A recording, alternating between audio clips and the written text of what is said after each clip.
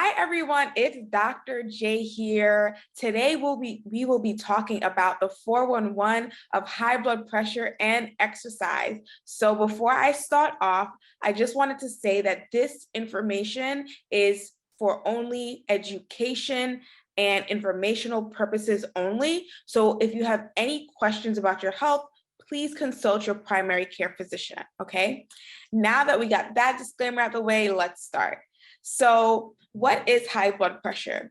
So you have the American College of Cardiology / the American Heart Association. They define high blood pressure as the top number being 130 or higher, or the bottom number being 80 or higher. And then you have another organization called the JNC7 that considers high blood pressure to be 140 or higher, and the bottom number, or I should say, or the bottom number being 90 or higher.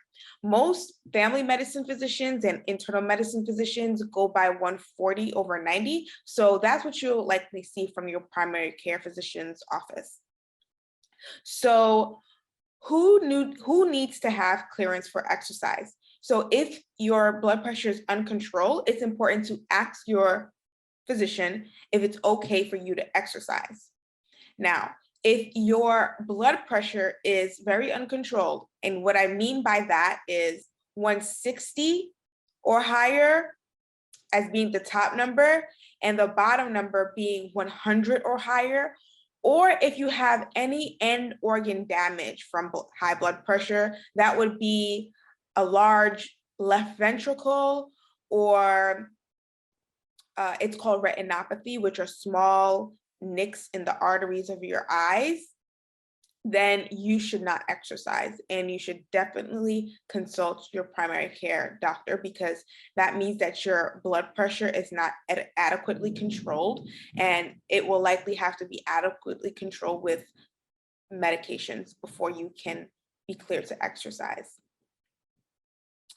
Now, what is the best exercise for you to do if you have high blood pressure? That is chronic aerobic exercise. So let me break that down. So chronic meaning 3 months or more. Aerobic exercise is any exercise that increases your heart rate or creates an effort for you to breathe. Okay, and that has to be chronic aerobic exercise with adequate intensity, duration, and volume. And if you do that, you can see reductions in your blood pressure by 5 to 7 millimeters of mercury. Millimeters of mercury are the units for your blood pressure measurements.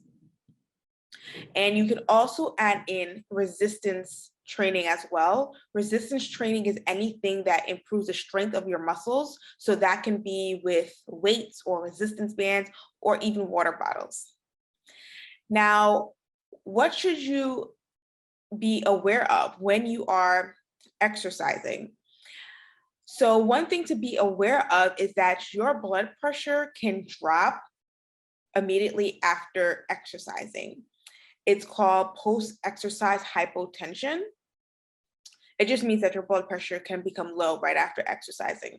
So this can be seen in people with normal blood pressure and high blood pressure, but it could be even more dramatic for those people who have high blood pressure and are taking high blood pressure pills.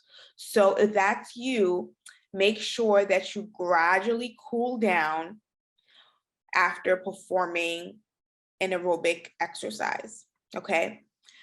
Well, that's all I have for you today. I hope you found it really helpful. You can always find me here on my YouTube channel. I am also on Instagram at medfitdo. That's MEDFITDO, and follow me there. And let me know in the comments what you liked and what else you would love to learn more about in regards to chronic disease and exercise. All right, bye.